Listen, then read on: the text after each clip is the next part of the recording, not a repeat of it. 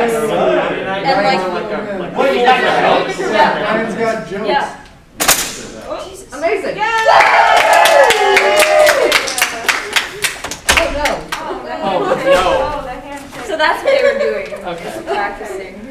Hi everyone, it's so lovely to see you all tonight. Tonight we not only function as your Just Dance models, but also your hosts of tonight's events. Without further ado, we will begin by introducing ourselves. Oh, y'all, my name's Quade G. Mainzer, though if you know me from brief interactions at Starbucks or Blaze Pizza or Zola, you may know me as Forrest. That's because no one gets my name right the first time, so it's easier to lie. That's another thing about me. I love lying, so you'll never know when I'm telling the truth or not.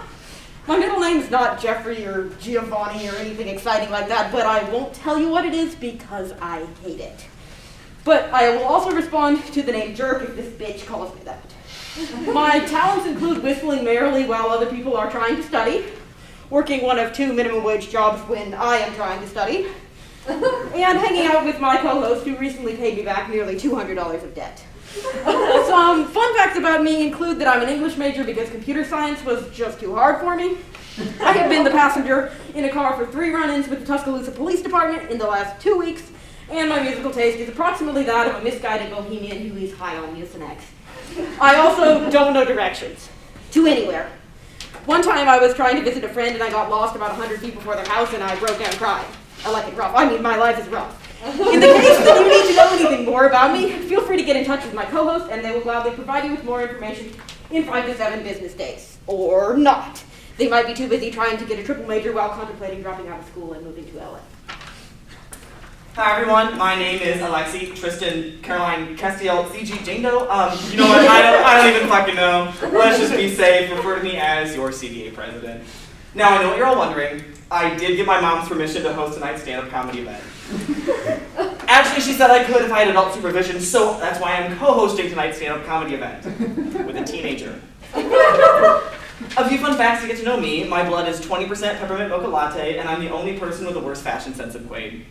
I once planned to show up to a meeting with the professor wearing only swim trunks and a solid black t-shirt bearing the names of the Brady Bunch children. I think it was a sign from God that the meeting got canceled. Probably because the pool was closed. I also talked to my mom a lot. I'm making a mom joke twice in the same intro to emphasize just how much I talk to my mom.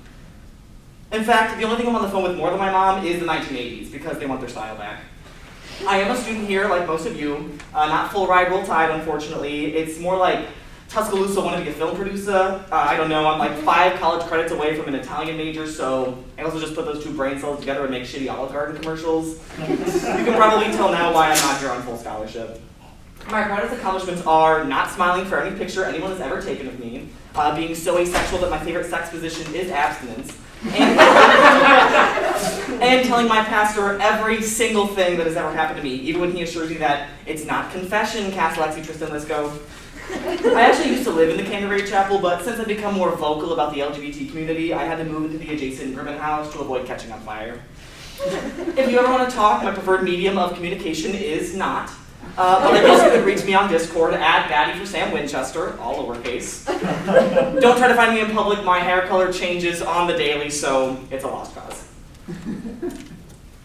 So, again, we're so glad you turned out tonight. Some voluntarily. And some by force.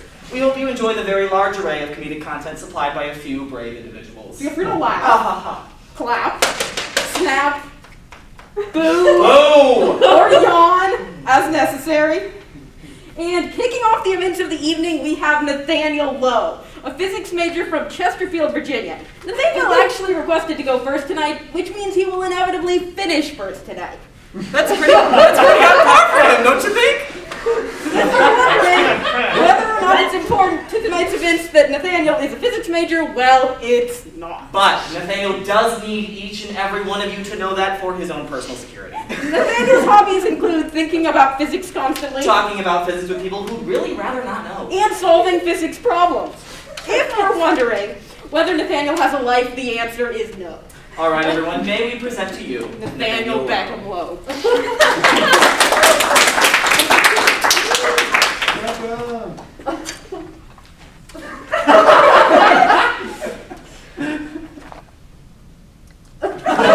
Testing. Is this on? you just heard, my name is Nathaniel. Have you heard of me? Probably not. In fact, I hope you haven't. I'll go ahead, I'll bite the bullet, just like they said. I'm a physics major. And again, it is not relevant. However, when I took the major my freshman year, we had to sign this contract. And this contract basically said that anytime we meet someone new, and I don't recognize all of your faces in here, but if we do not tell them that we are a physics major, we will forever be stupid in their eyes. Aside from that, I do hope you guys think I'm funny. If I'm heckled, I will cry. No one wants to see that. I do think that I am, say, 61% funny. Or, in other words, I'm funny 61% of the time. Why, you might ask? Well, here's my reasoning. So, how many of you have seen SpongeBob? Okay. Oh! Okay. Whoa! Right. For those of you who have, you will enjoy this joke. For those of you that haven't, I don't give a fuck. You're uncultured and it shows. So I like to think that I'm funny a little more often than I'm not. So that's why I consider myself at least 60% funny, 60-40. However, I also live by the motto that 25 is funnier than 24. Thus, I think it is slightly funnier to add 1% to that. Thus, 61%. Again, half the room got that joke, the other half. And I know you guys think, you're looking at me, you're like, look at this big nerd up here trying to do stand-up comedy. He's a physics major. He's mentioned that twice already. And you are correct. I am a huge nerd. I do really love physics. But I don't think you realize just how much of a nerd I really am. Growing up, I was an avid rule follower. You know, I think I've been in trouble maybe twice in my life. I've never had my phone taken away. I've never had my car taken away, except by another car. For reference, this is phone number 3 right here.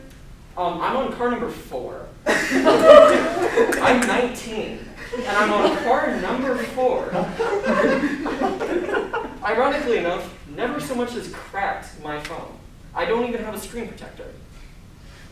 However, I've never put a dent in my car either. I've had 3 cars totaled. 2 by other drivers and 1 by a tree. Anyways, back when I was young, and I used to follow all the rules, I had never once gotten in trouble at school. Until this one day in the 3rd grade. So we had just come back from a book fair. You know, I used to have book fairs in elementary school, like Scholastic would come. It was like a huge deal. I remember one year they had a whole parody of I Got a Feeling by the Black Eyed Peas called, it was something along the lines of like, this is gonna be a good book. Like that's good, but that stuck with me, like, what is it, 11 years later? But so we had just come back from there, and I just got a brand new book, and like, I used to love to read. It's kind of ruined for me now, but I used to love to read. And so I was really excited to start reading this book. I think it was like, there was some book about a photographic girl with a photographic memory. It was the 3rd grade, I don't know. Cam Jansen, yes, that's her name. Remember that as much as I do.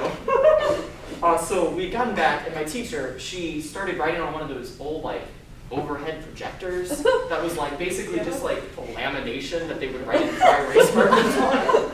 And she wrote a couple math problems up there. I'm a math minor, I've always been. It was no big deal. I was like, let me just write this down, okay? And she never explicitly told us to start working on them. So I said, hey, what if I start reading my book? Now, thinking back on it, I do think my teacher was in a terrible mood that day because she came over and she saw I wasn't working on math and she was like, Nathaniel, go change your color. And so back in elementary school, their way that they disciplined us was we had in the back, there was this whole chart of everyone, and they had a bunch of different colored cards. And so green was you've been good. Blue was a warning, and then it went yellow, orange, red, so on. So I had to change mine to blue, which is a warning for, not doing the math. And so this is the one and only time in all of elementary school I ever had to change my color. And so let's think about that for a second.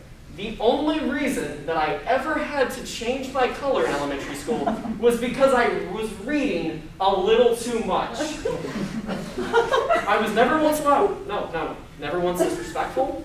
Never once, like, hyperactive. No. The only time was reading. And that just goes to show you how much of a goddamn nerd I am. And yet, I wasn't even bullied. Like, at all. Which is insane to think about, because I stand before you here maybe 5'7", if you round up. So I was a tiny little thing back when I was 8.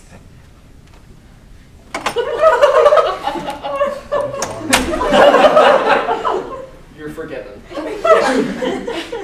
So not only was I tiny, but I also had glasses.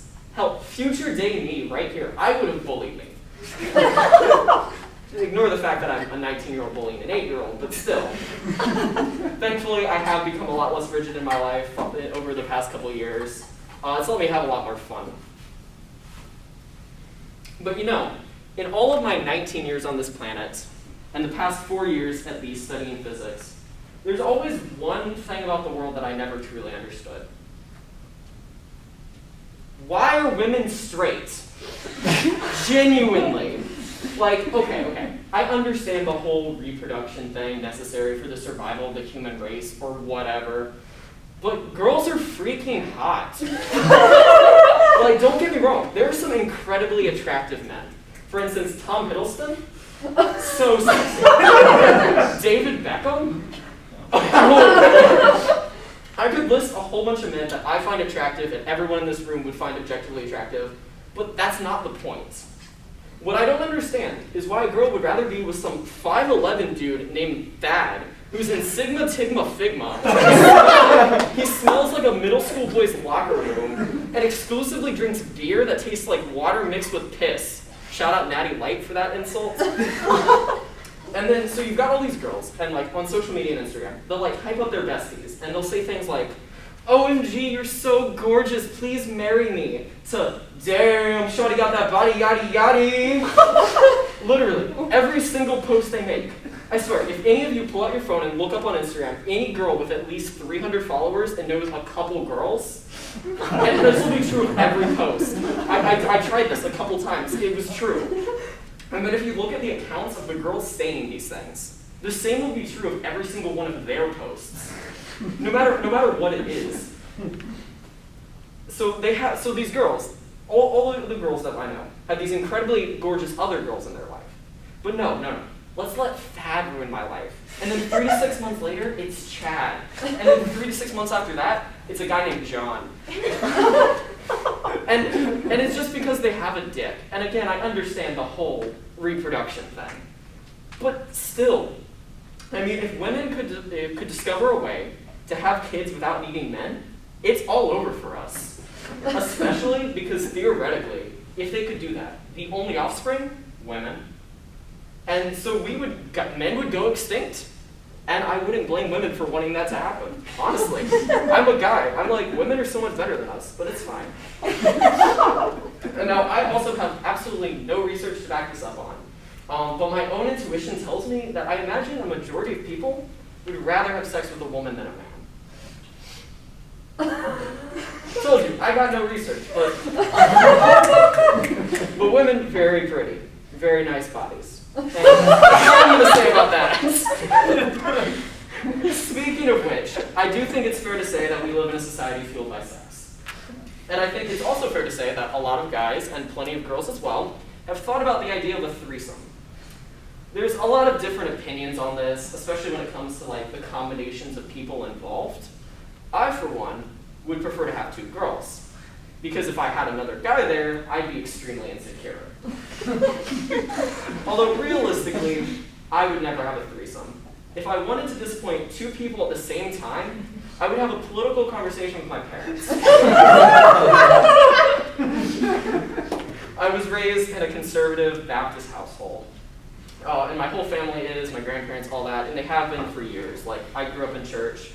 But I will admit that meeting a lot of new people in the past couple years of my life and getting to travel has made me realize I have very different opinions on topics than my parents, especially in politics.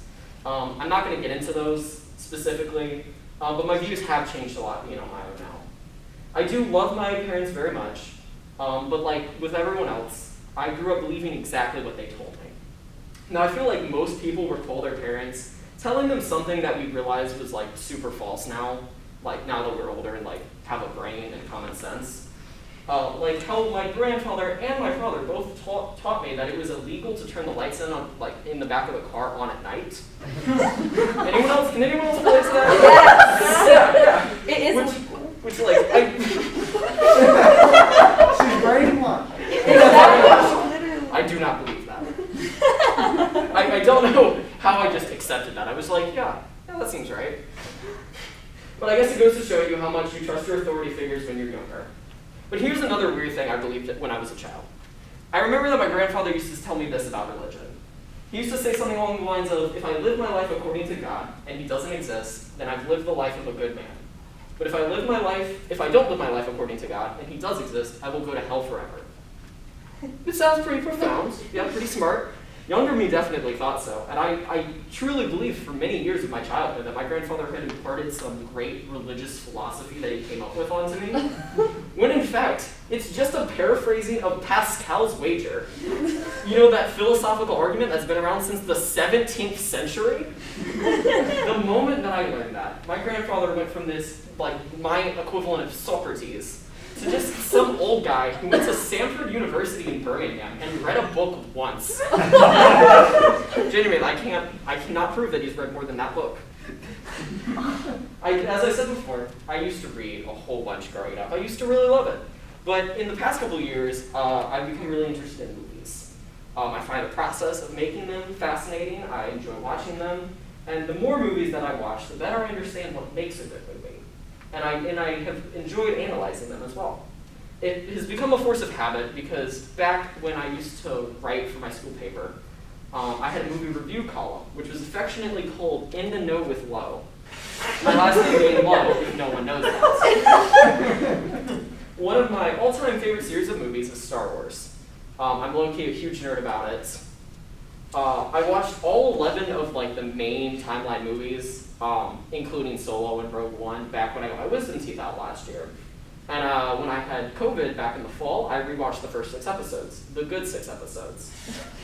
I also just recently watched all 23 Marvel movies in order in only a week's time. That was last week. I was writing this while I was watching Marvel movies. So I've named 2 huge movie series that are beloved by millions of people and are very familiar to all of you in this room, I'm sure. But there is another side to the coin that is movies. There are many bad movies in existence, and some of them are so bad they're good, and some are so bad you just want to gouge your eyes out. Now I want to bless y'all with a list of some of the craziest movies and movie concepts, as well as some of the worst B-movies I could find on the internet, and it is insane what you can find. Disclaimer, I have not watched many of these, and I do not want to subject myself to all of these, so I'm going to give a fair warning if you want to make yourself brain dead. So I've divided them handily into several different categories for me to talk about, from best to worst in my opinion, or in other words, from least crazy to most crazy, and the last one is a doozy. The first category is there's several horror movies about sex toys and contraceptives. The first movie I found is called Blown, which came out direct to video in 2005, which meant that they knew it was going to be so bad they didn't even bother trying to get it released in theaters. The plot summary that I found essentially says that there are these 2 people that are getting engaged, and they have their next door neighbor is a voodoo priestess. And so she uses, this is not a joke, uses the power of a magic severed head to bring a blow-up sex doll to life so that she can have her revenge.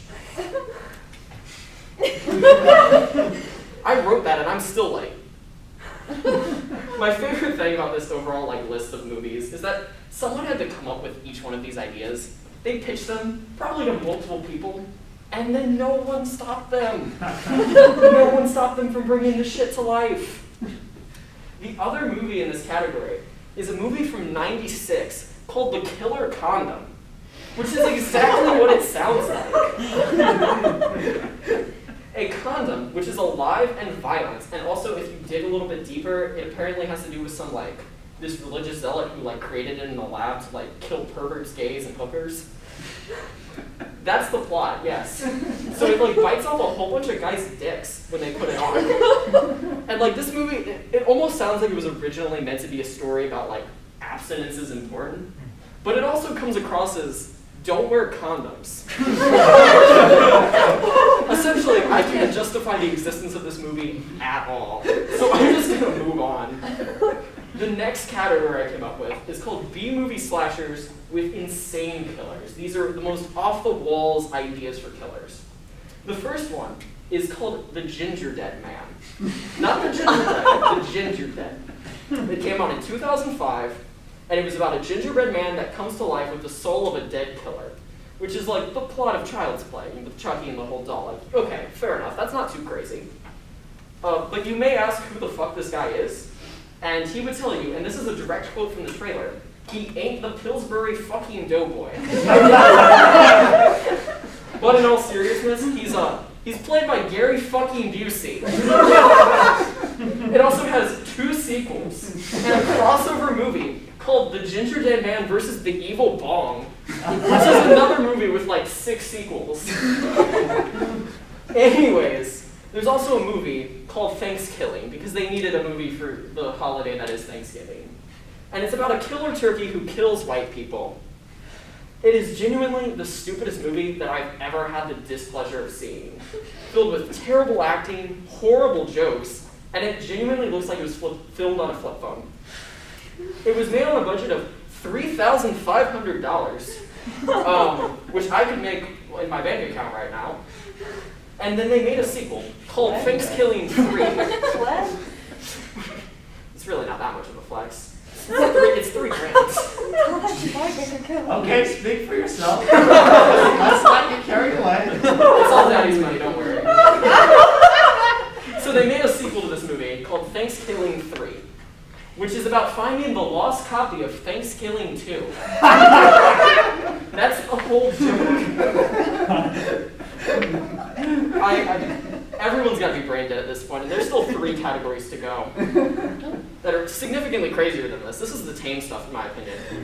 The next category is about making everyday objects scary for literally no realistic reason. Like, it's like they saw what happened with Jaws, and everyone's like terrified of sharks in like the ocean now. And they said, what if we did this, but for like this chair? What if we made people afraid of chairs? And it didn't work. So I'm just gonna blow through these because there's a lot. There's a movie from 1988 called 976 Evil, which is about people who call a certain number, which puts them in touch with the devil, and who turns them into satanic killers with superpowers. A fun fact about this movie is it was directed by a man called Robert Englund. If you're not familiar, Robert Englund plays Freddy Krueger in the Nightmare on Elm Street franchise, and he directed this movie. There's another phone-based one, because we needed another, called Dial:"Help, which is about a possessed phone line which stalks and murders models. Next, we have 1983's The Lift, which is about a homicidal elevator. Finally, we have 1977's Deadbed, The Bed That Eats, which is about a bed who eats anyone who lies in it. Why does it do that? Well, it's some convoluted plotline about a demon trying to like fuck this girl, but then, and he manages to. He like woos her into bed, and then she dies because he's a fucking demon. And so then he goes insane and like possesses the bed. So then now he eats people. Yeah, the 70s were a weird time. This was made on acid. I'm fully convinced. So I guess what's like insane and what bothers me about these like 4 movies is that they're not anything I ever had a reason to be afraid of. I'm afraid of the ocean, like going too far into the ocean for realistic reasons. I don't want to drown. I'm not afraid of picking up the phone.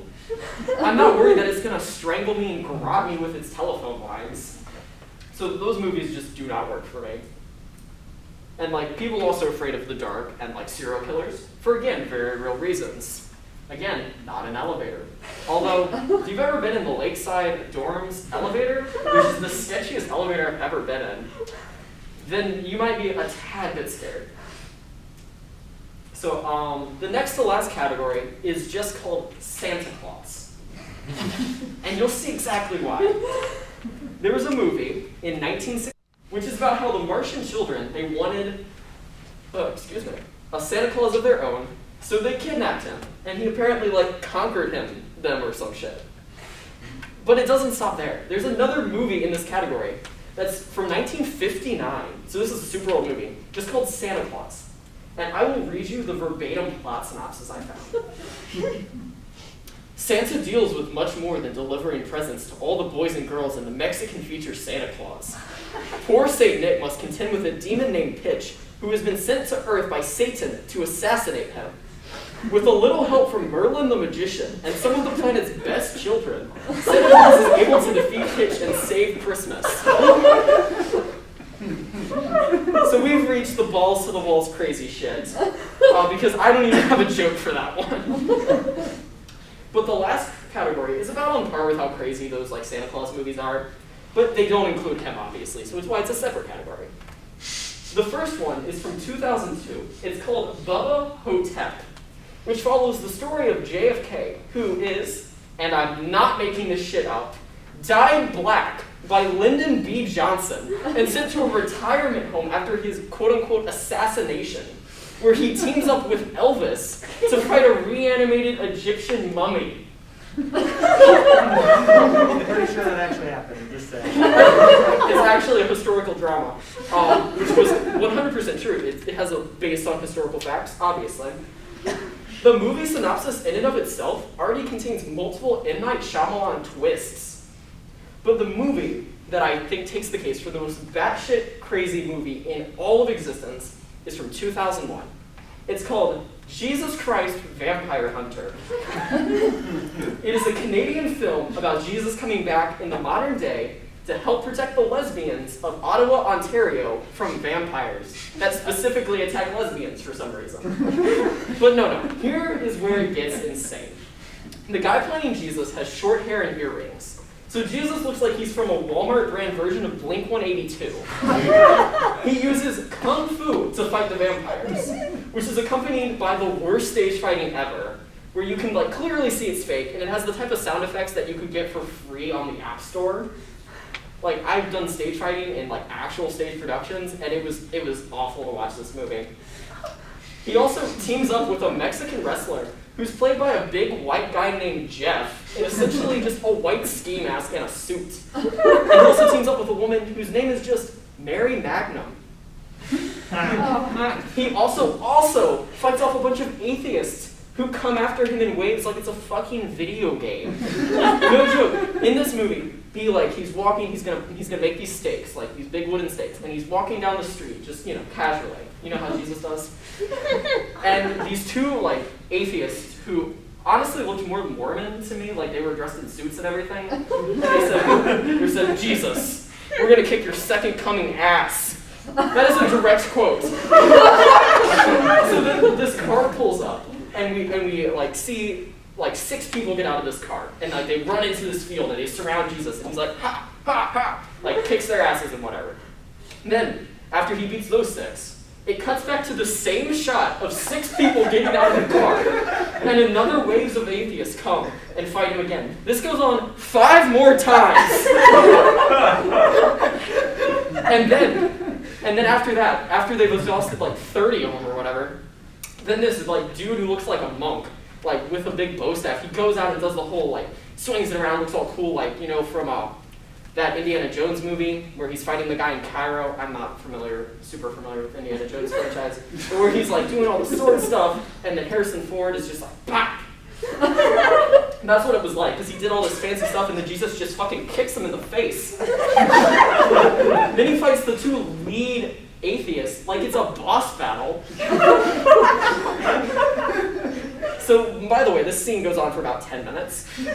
In an hour and 25-minute movie, 10 minutes is dedicated to fighting atheists in a movie about vampires.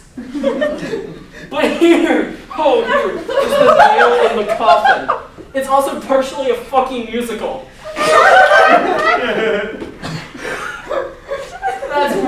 That's the nail in the coffin. But for all the insane parts about this movie, It actually has a Rotten Tomatoes score of 80%. And to be honest, it really is a fun movie. It gives me a lot of serotonin because it's one of those movies that's so bad it's good. And for a budget of 100,000 Canadian dollars, or about 10 maple leafs, and this insanely wild concept, I couldn't expect anything better than what we got. Anyways, that's my show. Hope you all enjoyed this wild ride, and that last bit that went on for like 10 minutes.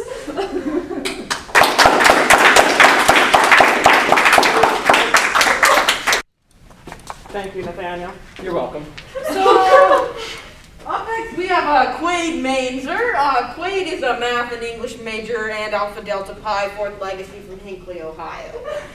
The only reason Quade is in Tuscaloosa is because he did kind of well on the ACT in high school, and he decided to just major in the two subjects he scored the best on. When not studying, Quade enjoys playing games, winning games, and dramatically celebrating his winning of games. Quade is naturally funny, and he is confident you will enjoy his stand-up routine. He's also the youngest of 4 siblings, and he spends his days avoiding his 3 older sisters and generally being the rebellious youngest child. Let's hear a round for Quade Mainzer.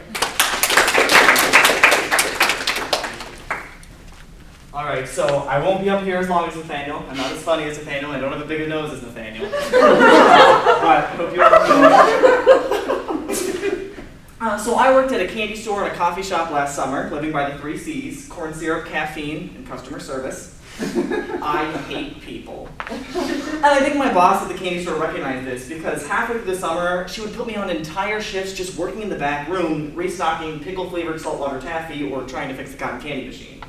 One time I spent half an hour in the ice cream freezer, not because I was told to or anything, I was just a dumbass and locked myself in.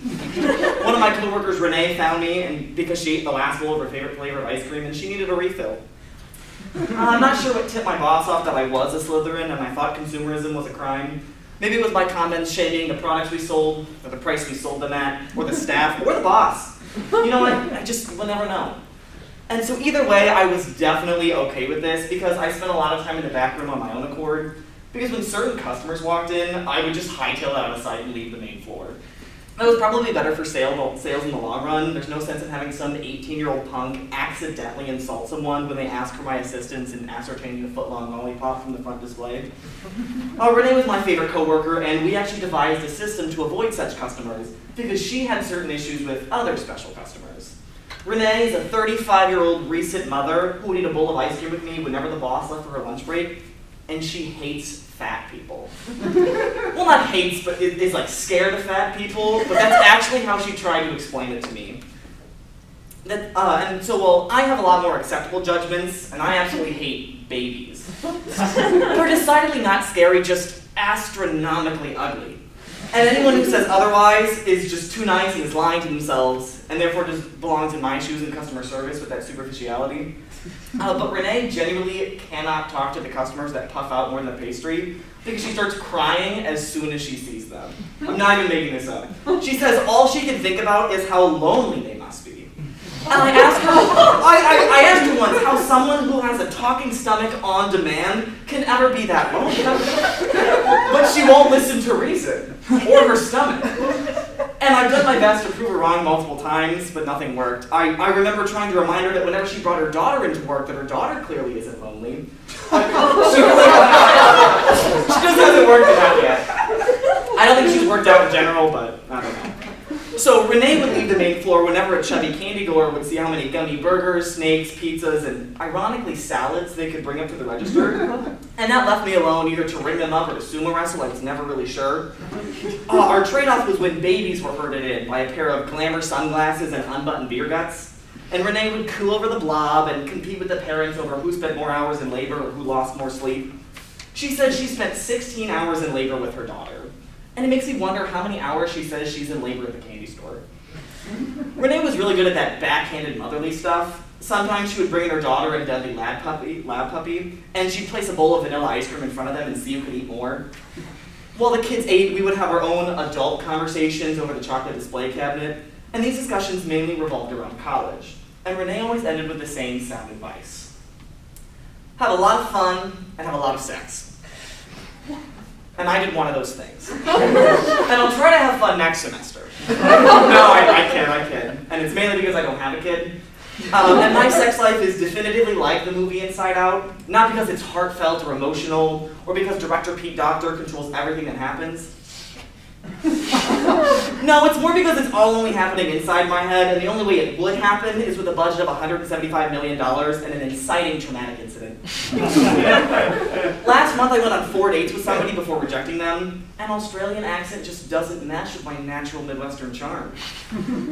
This month I went on 2 dates with somebody before they rejected me, and I can only guess it was an accent thing as well.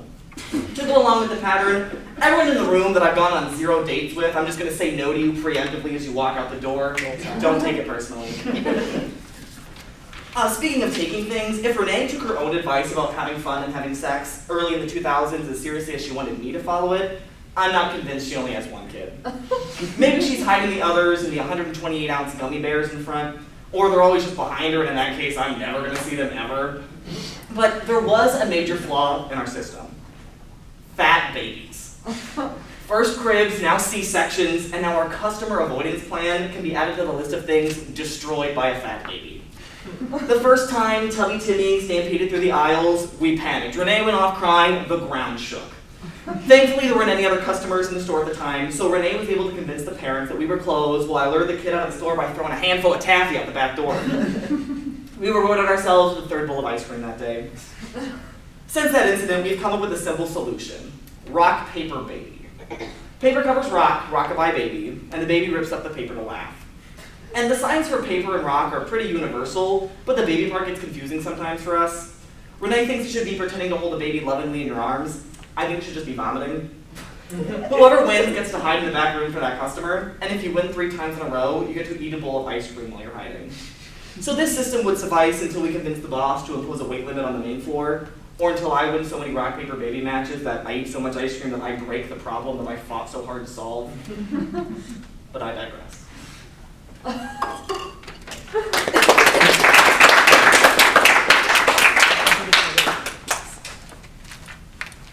I'm back. To continue tonight's ride this evening, we have Miss Maria Grenyo of Kenosha, Wisconsin. Maria is currently studying journalism, and her one true desire is to become a late-night TV show host. That's why she's here at this amateur radical theater event. Gotta hone those skills. Maria enjoys, in no particular order, watching all 23 Marvel movies with Nathaniel in 1 week, Binging the entire Star Wars saga with Nathaniel in 2 nights while in the COVID isolation dorm. and generally getting fed up from hanging out too much with Nathaniel, don't we all? Maria thinks she's really funny, so make sure you laugh a couple of times during her routine. We can provide cue cards if necessary, like that wedding scene during Shrek. Everyone, give it up for Maria Grenyo.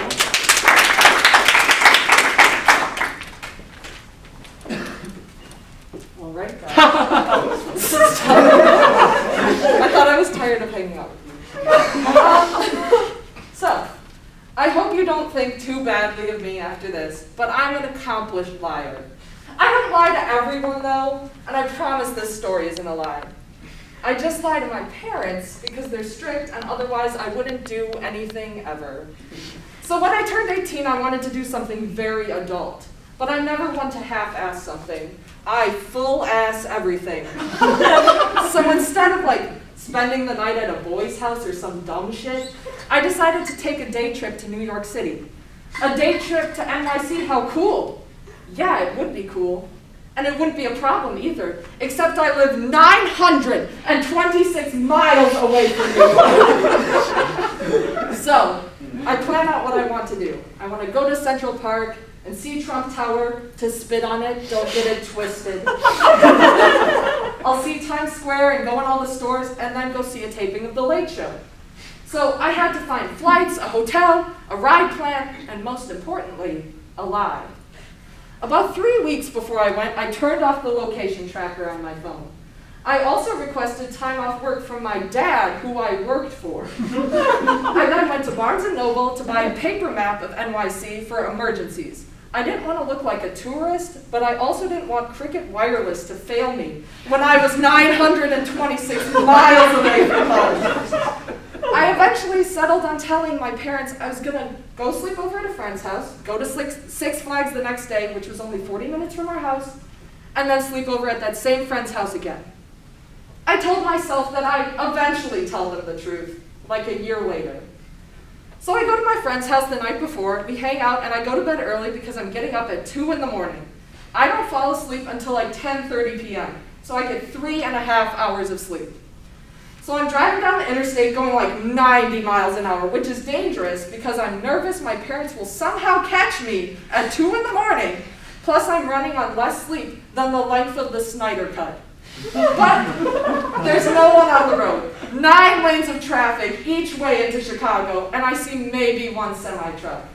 And the whole way there, I keep checking my bag to make sure I have everything. Plane tickets, check. Parking ticket, check. Hotel reservation, check. I keep opening and shutting my purse like I'm gonna surprise the plane tickets into not being there. Like, aha! Knew this time I wouldn't see you. I'm like a 50-year-old white dad. I get to the airport almost 3 hours before my flight. Everyone tells me O'Hare is super crowded. I walk inside, and I've never been in an airport before. I've never been on a commercial flight. And when I tell people this, they're like, you've never been on a plane before. Remember, I just told you, my family phone plan was $100 for 5 lines on Cricket Wireless. Of course I've never been on a flight. Anyways, the airport is literally empty. And I'm sure you're thinking, no, Shirley, there was at least one person there.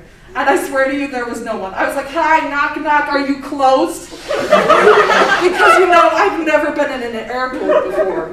And all of a sudden, I'm just so excited, and this feeling of dread washes over me. I remember the one thing I forgot to do in my plans. You see, I had knee surgery like 4 months before this, as you can tell. And I have 2 metal screws in my knee. And when I was at the doctor's, they told me that it shouldn't be a problem if I ever go through TSA. But they might stop me and say I need a doctor's note. And no, I forgot to get a doctor's note. So I walk through the metal detector and they stop me. And my first thought is, oh my God, I have a gun! But my second thought is, oh my God, it's my knee. I can't get on this plane. And the TSA people are very nice. They're like, oh, there's something metal on your waist. And I'm about to sigh in relief because I realize I forgot to take off my belt. But before I can let out the sigh, they then say, we're gonna have to pat you down now. Would you like us to take you to another room? Another room! You know where the easiest place to molest someone is? It's not out here in front of all these other people. And yeah, maybe they'll think I'm a terrorist, but I'm not about to let TSA get handsy with me. No, sir! So they swap my hands for explosive reasons, and you know, I get it now. I was an 18-year-old flying halfway across the country between the 2 biggest cities, and I only had a purse, no luggage. I understand, I look suspicious. So I get on my Spirit Airlines flight. Don't laugh. I told you my phone provider was Cricket Wireless. The 5 of us shared 4 gigs a month. Did you expect me to fly Delta? And you know what? I actually like Spirit Airlines. It wasn't because of the school bus style seating or the absence of any amenities whatsoever. It was because if there were terrorists targeting flights again, they're gonna pick Spirit? That's very weak sauce of them. If you're intending to kill an ISIS level of people, you should definitely try like the big American airline planes with the middle seats. Not that I would do that, but obviously the TSA thinks I would. So I pass out on the plane and I wake up in New York and I get a text from my mom that says, I hope you have a great time at Six Flags. Are you almost there? And I say, yes, we just parked. One chaotic Uber ride later, I'm at Central Park. So I'm walking around and I see New York things like street musicians, and I go to the Central Park Zoo. I'm having a great time.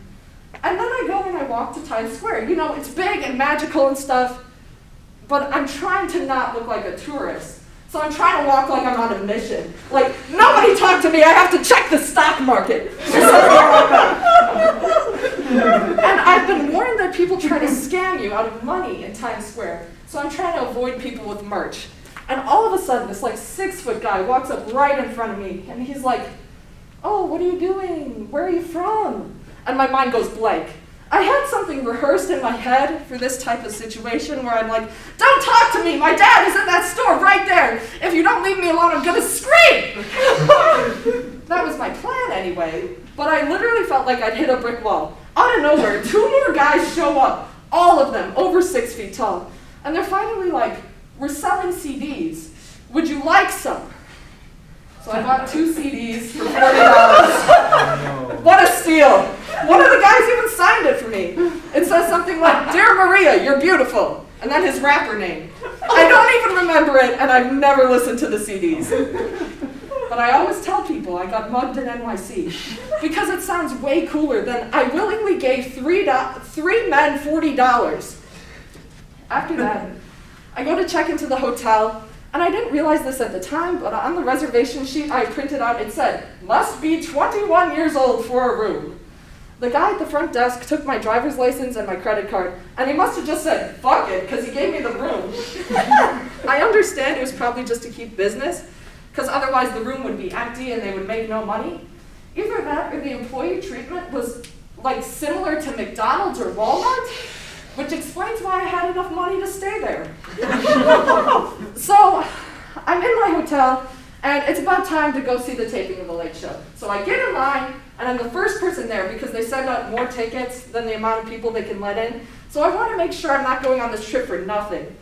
So we're waiting in line. It's me, this mother and her son, and this hot architect who had a girlfriend, he told me. I didn't think I was coming on that strong. At this point, I've been awake for 15 hours besides the nap on the plane. The architect asked me to save his spot, and he goes across the street and gets both of us Starbucks. Great. So now I'm accepting drinks from strangers.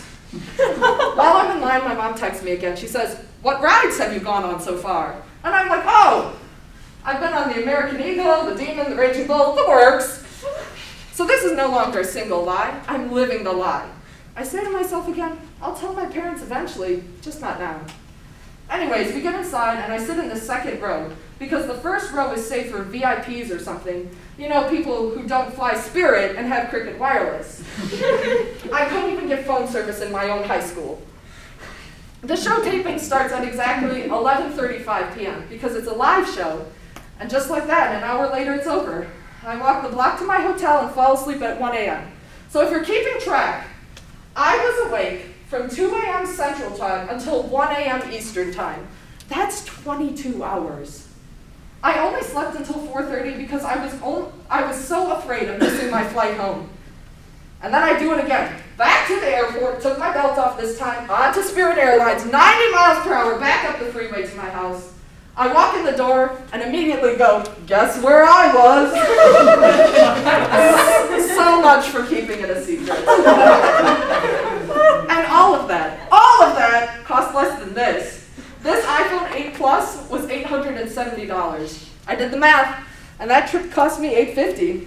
This cost me more than a full trip to NYC. And you know, I'm not always sure if iPhones are worth it, but that trip was worth every penny.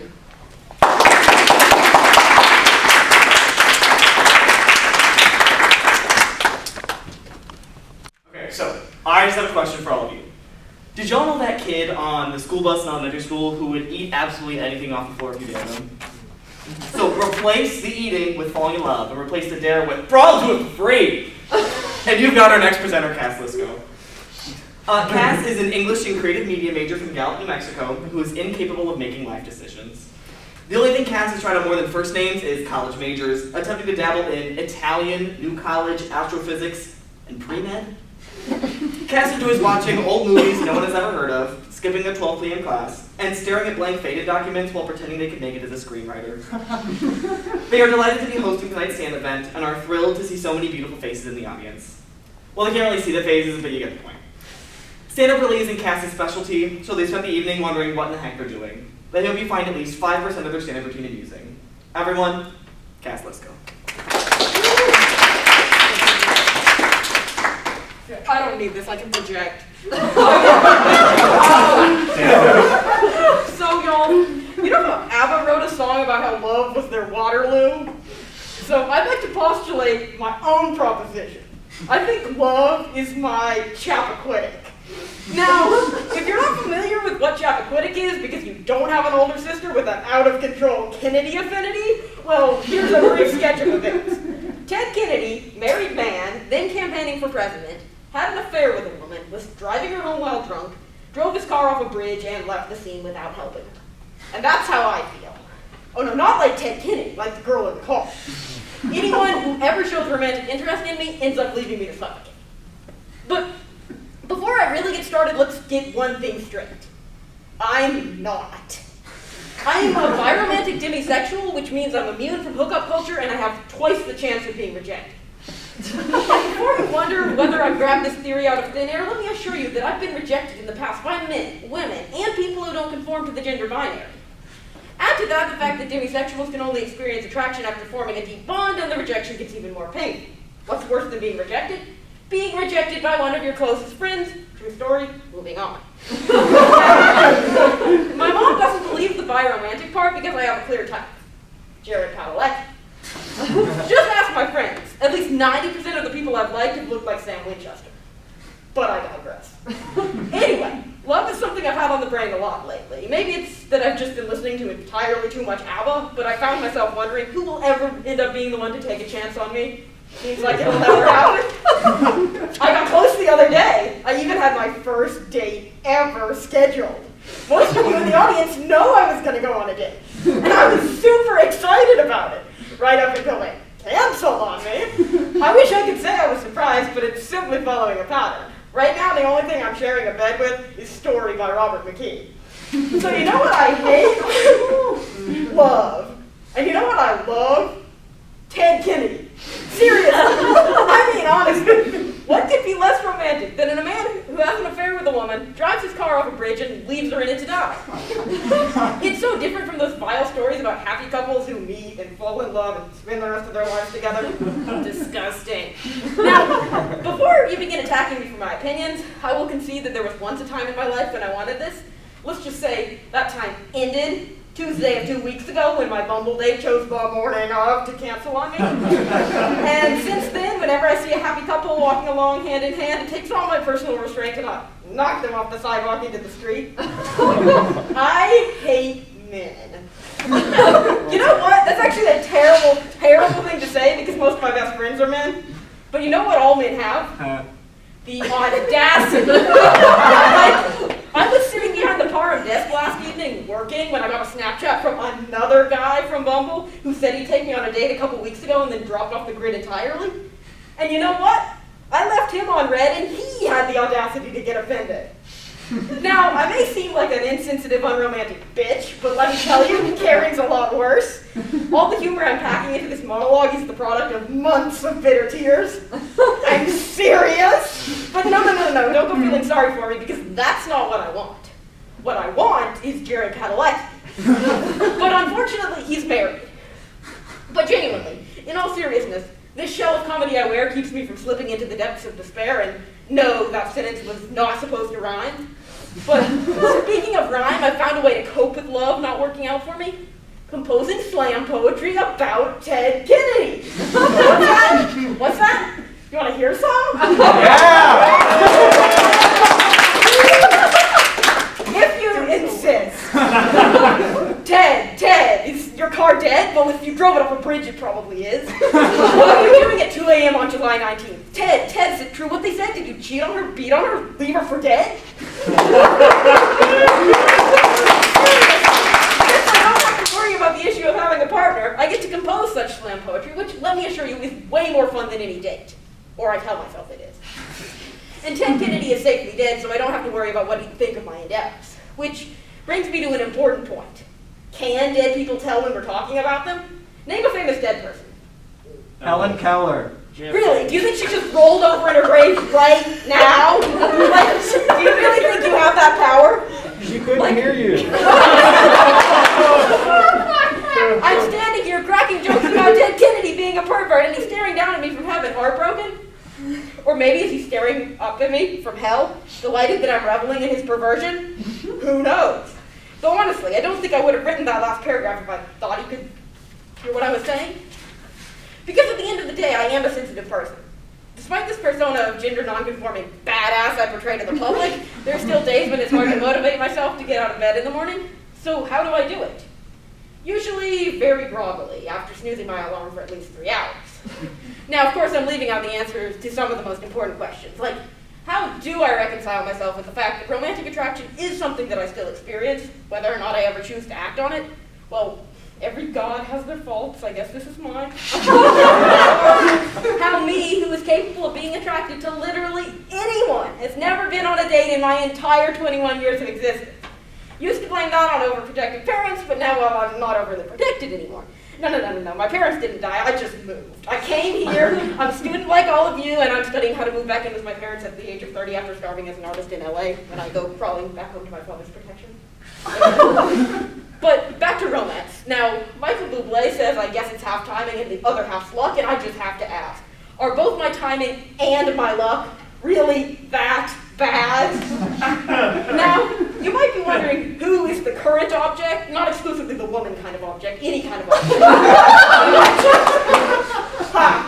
They will never know, unless of course it's you and I tell you. And with my previous luck in the romance department, I'm gonna go with that's a very slim chance. Though actually I lied, Quade knows. That's because Quade's my best friend and knows everything about me except where I live, how far away it is, and how long it takes to get there. I keep having to tell him, but if you're interested in finding out the answer to any of these questions, I'd suggest you hit him up. So if he's as good a friend as I think he is, and come to think of it, he probably isn't, he might not answer those questions. So yeah, my love life is rough. Nowadays when I see an attractive person, I'm just like, let's not pursue that. They're just another name to add to a heap of rejections. And don't freak out if I say your name. It's just somebody else with your same basic name. John, Chris, Ashley, Sarah, Grace, Nathaniel. Not you, Nathaniel. Or you, Nathaniel. Another basic bitch, Nathaniel. Now, the one thing I hate more than being rejected romantically is receiving unsolicited romantic advice from people in successful, happy relationships. Like, sure, it's not enough that you're rubbing your happiness in my face every time your girlfriend stays the night, but you also have to tell me that I shouldn't pursue romance and should wait for some white knight to come sweeping in. Like, that's gonna happen. It's 2021, y'all. Now, sometimes it's hard to not care. So how do I do it? By reminding myself that a lot of people have it worse off than me. Like that lady Ted Kennedy left in his car to die. Now, don't get me wrong, I acknowledge the reality that any time I step into a car, the driver could become my Ted Kennedy. So to all of you who I've ridden in a car with, know that beneath the pleasantries we exchange is always that voice in the back of my head wondering, are you my Ted Kennedy? But until that moment, I'll relish in the fact that I really have it pretty well off, all things considered. Thank you.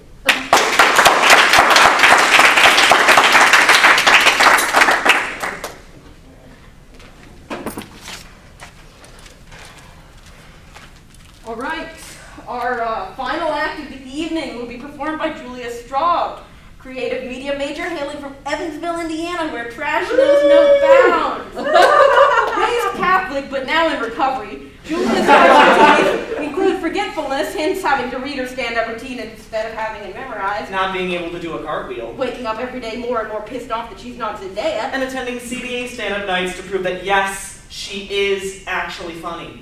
A fun fact about Julia is that if she was a Pixar character, she'd be the one guy from The Incredibles who tried to jump off the roof of a building in the first 7 minutes. Julia is 90% ADHD, 60% water, and 100% an accident. Everyone, welcome to the floor, Julia Straub. You guys can talk amongst yourselves for a little bit. I am going to do some stretches because my medicine's wearing off and I'm about to fall asleep. So, talk amongst yourselves. Would it be better? Big ass nose.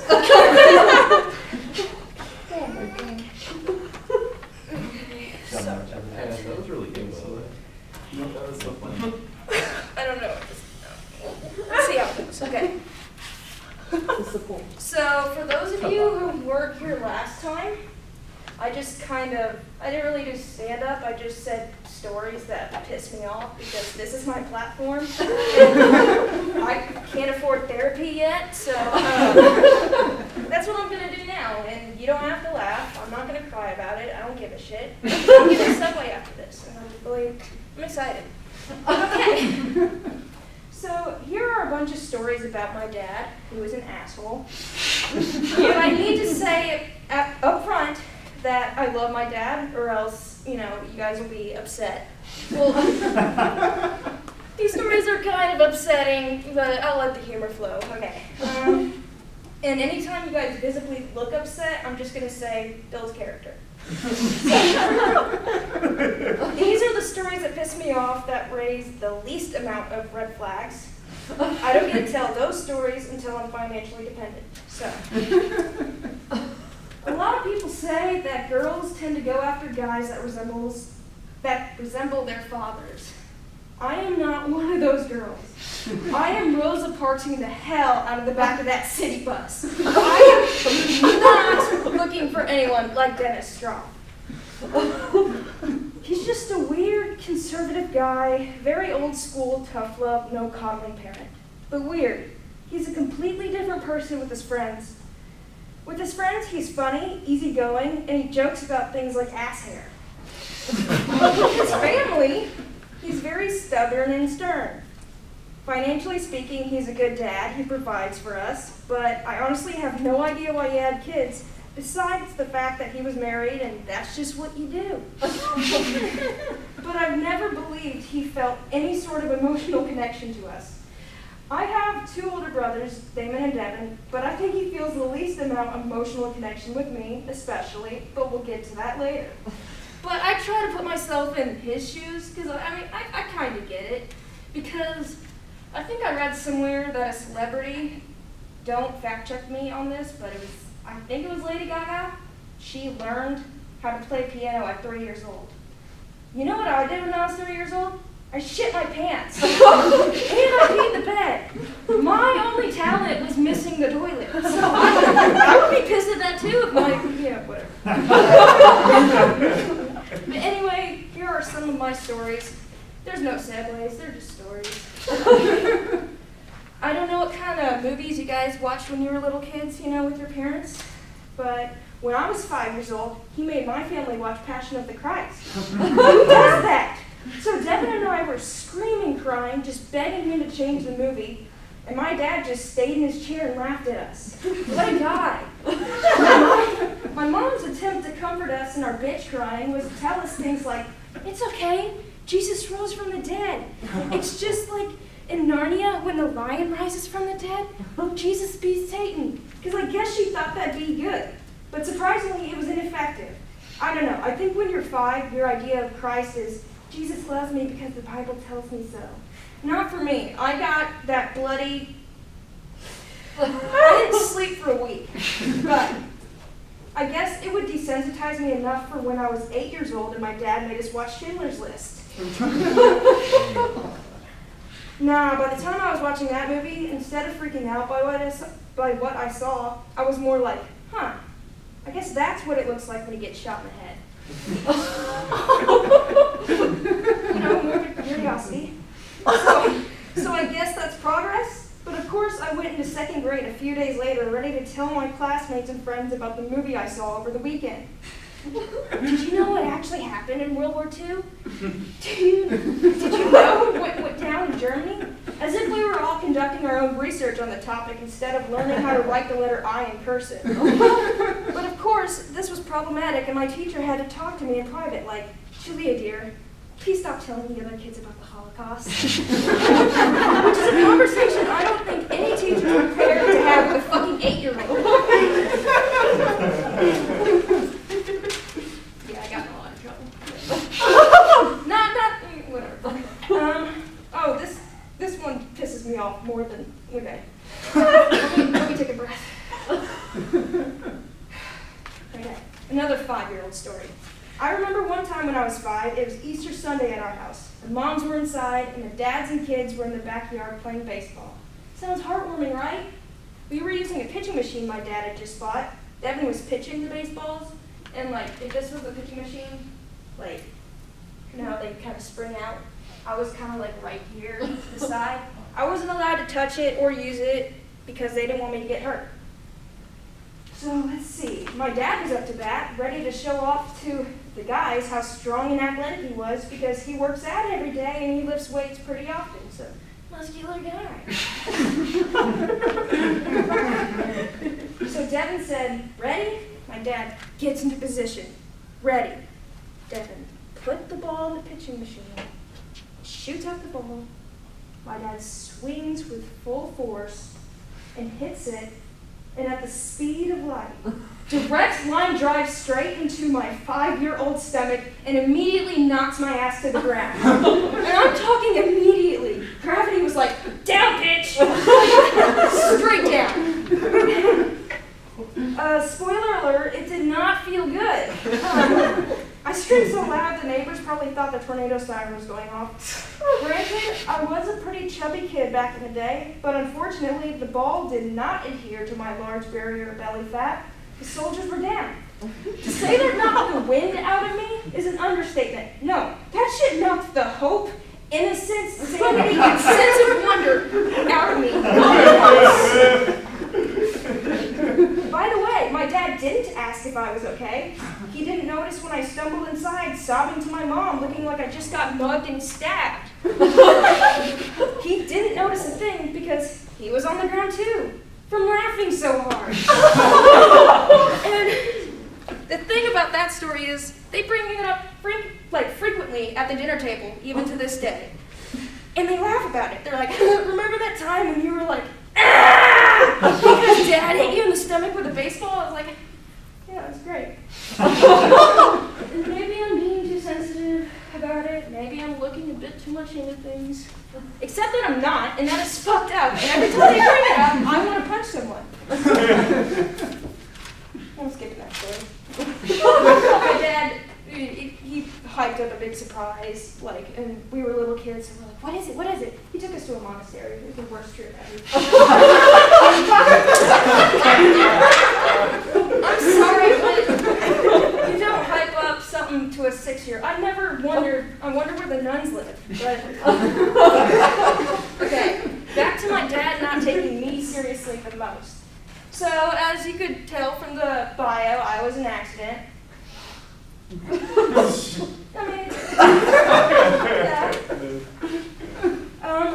And whenever my dad found out that I was a girl, he didn't speak to my mother for 24 hours. And shortly after I was born, he came with my brothers to the hospital, took a few pictures, and then he left to go to my cousin's birthday party with the boys. So he left me with my mom alone at the hospital.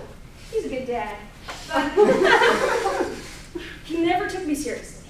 So I remember when I was 10, both Devin and I had a basketball tournament in Nashville with our feeder teams. Our team stayed at the same hotel, but played at different gyms. On the second day, apparently Devin had a morning game around the same time I had a game, and my parents wanted to go to his game because it was closer and they love him more than me. What? Anyway, my dad waited until the morning of to tell me about the conflict. He said, okay, go down to the lobby, see if you can find someone else to take you to the game, now. And I was like, okay. I got down to the lobby, still trying to process the whole thing, but most of my teammates had already left with their families. I guess I was just standing in the middle of the lobby, looking pretty lost, when one of my friend's dads saw me and said, hey Julia, do you need a ride to the game? And I panicked. I didn't want to inconvenience him, so I said, no. After he left, I was like, fuck, okay, that might have been my fault. But I walked to the elevator, tail tucked between my legs, ready to get chewed out, when the elevator doors opened, and it was my dad and 2 men behind him that we didn't know. He asked if I found a ride, and I lied. He said, no, everyone left a while ago. And my dad angrily said some vulgar words, and I think it ended with something like, way to go, fucking dumbass, and he stormed off. Chill's character. And stormed off. So I didn't really react because I didn't know what to do. I was like, how am I going to get to the game? And then one of the strangers from the elevator poked his head around, he was walking like this, and he goes, hey. And I look at him. He goes, you're not a dumbass. And walked away. And I was like, no one's ever said that to me. Are you my real dad? But spoiler alert, he wasn't. But I still think about that interaction every goddamn day of my life. But yeah, I didn't really end it, but